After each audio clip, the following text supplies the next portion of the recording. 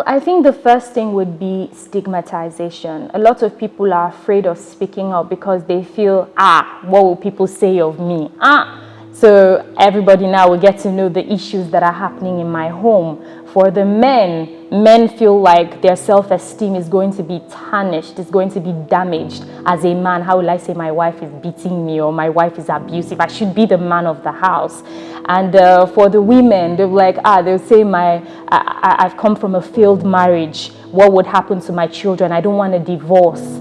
I don't want my children to be raised by one parent, So this stigmatization is one major thing I think is the reason why people are not speaking up and why a lot of cases continue to be in the dark.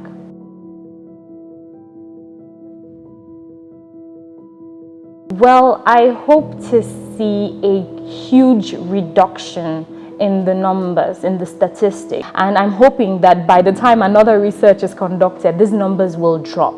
I'm also hoping that a lot of people will be more aware of the effects of sexual and gender-based violence, because it can affect somebody mentally, emotionally, even their self-esteem. So I'm hoping that after this activism, people will be more enlightened. People will begin to be a little more patient with their neighbors, with their partners, a little more understanding, and a little more willing to listen to people who probably are in need of help. And also, I hope that at the end of the day, people's eyes will be open and ears will be open to cases of sexual and gender-based violence, because if we're not watching what's going on in our neighborhood and speaking up when there is an issue, then how will the word go out? Some people are suffering, but they are not speaking up. So now it's the responsibility of the general public to speak up when they know that something is being done. So I'm hoping that people are a little more empathetic as it relates to sexual and gender-based violence. And most importantly, the government, we hope that the government also plays their role.